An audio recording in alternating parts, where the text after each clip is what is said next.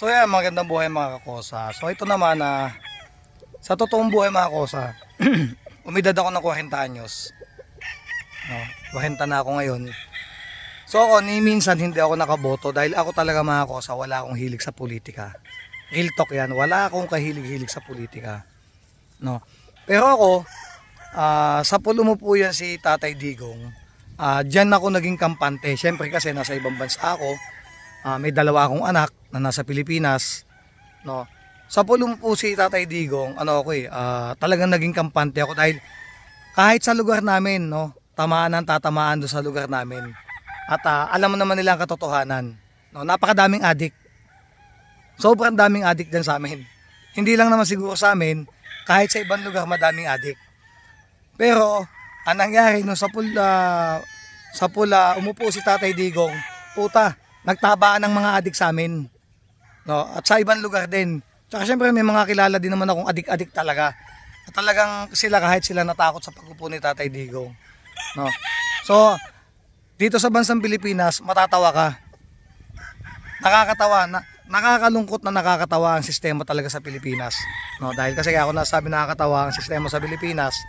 Kung sino pa yung nakita mo talaga na nagmahal sa sa taong bayan, no, ginanyan pa si Tatay Digong, no. Hindi naman tayo nagdadrama, kumbaga naglabas lang ako ng salubin dahil hindi ko naman, kung salubin ko nga, hindi ko nilalabas social media no. Mga problema etc. ganyan.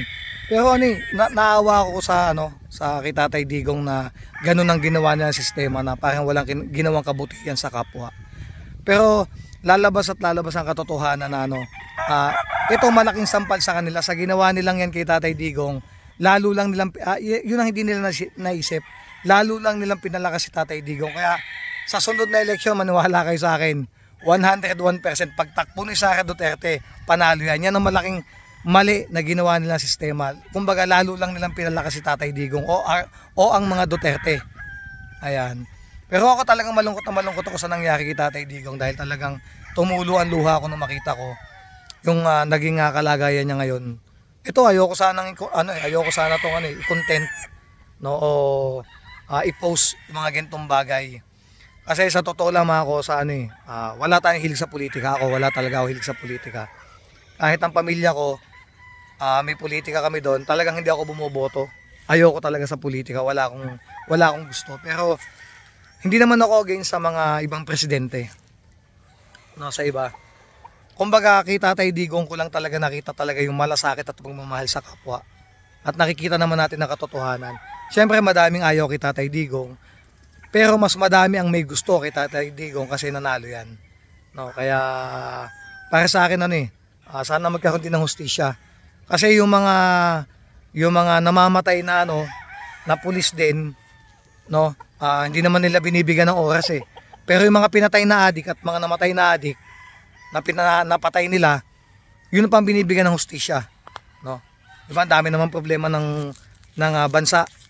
Diba, katulad ng mga PhilHealth na yan, sa mga corrupt na gobyerno, sa corrupt na gobyerno natin. Kaya mga ko basta ako pasintabi din ako. Kumbaga naglabas lang ako sa lubin ko na naawa ako kay Tatay Digong, talagang tumulo ang luha ko nung pinapanood ko. Talagang